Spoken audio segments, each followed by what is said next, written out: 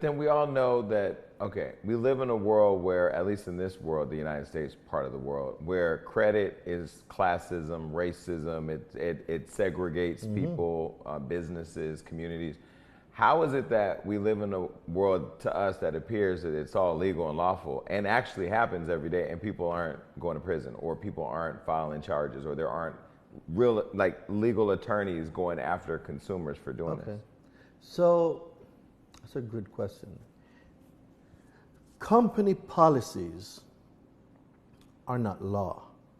So not because we practice something, it means that it's true. See, I can walk across the road, the highway, every day, right? It doesn't mean that because I never got hit by a car or I got stopped by a cop, it means it's legal. I think that is called jaywalking. It is an illegal practice, but I've been doing it for years. I just never got caught. So the issue is because a lot of consumers don't know the things that they don't know, the people who do know the things that they don't know use the things they don't know against them because they just don't know it. So are the laws that you're talking about the laws that consumer reporting agencies are violating or the actual companies that people are going to apply for credit? Both. Okay. They're in cahoots together. But when you go to sign, because I also see you say that down payments are not required, right? Correct. But everywhere you go, you have to put a down payment, car, house. Does that mean it's correct? But it's what it is. So if it's not correct, why the hell do we have to keep putting down down Hold payment? them to the standards.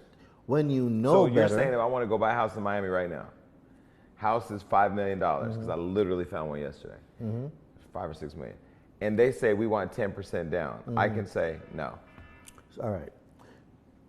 That part is up to you, but let me explain. It's a little bit more technical than just a yes or no. So, do you know that a place that is your principal dwelling, under truth in lending, a consumer can rescind that whole transaction and you can actually keep the house for free? No. Okay. So wait, so I can go through the transaction. Correct. Give the down payment. Correct. And then what? Rescind the transaction. But it's normally done after a refinance. And then keep the house? Correct. I know everybody's like, Daraine, hold on. Let me prove it. What's going to end up happening is I'm going to end up in the news because I'm going to go buy the house. I'm going to rescind the offering. There's a way to do it. Okay. There's a process. And you can legally keep the house. Correct. So I'm going to even give you all a case law. Everybody can look it up. So 15 USC 1635A, the right of rescission, right?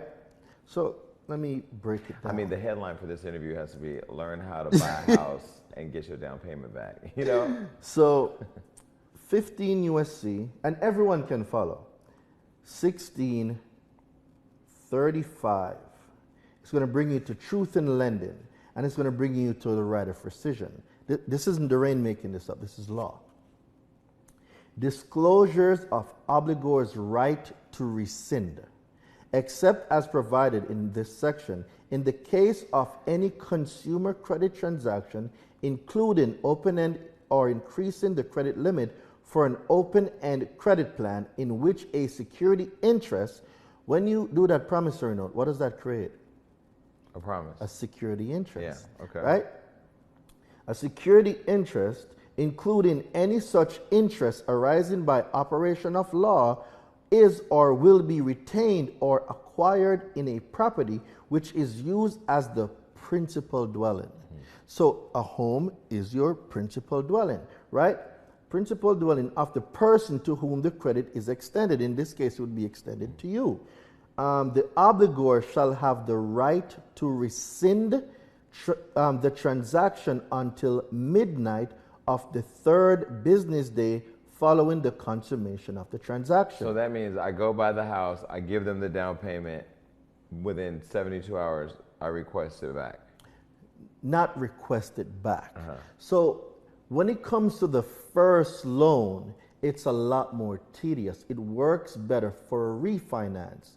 There's a case law that everybody can look up. It's called Genowiski versus Countrywide, where the Genowiskis refinance their house. When you refinance, you have a 3-year window. Okay. So there's 2 periods in here, the first 3 days. But if you didn't get all your disclosures which Truth in Lending says you're supposed to get, you now have a 3-year window. So but this doesn't apply to an initial purchase of a personal Yeah, dwelling. just refinance the loan. It works better with a refinance. And Got the it. case law, the General Whiskey versus Countrywide, it's based on a refinance. So I like to do the things that I see. So if they did a refinance, then they did it. Guess what I'm going to do? I'm going to do a refinance, and then I'm going to use the case law.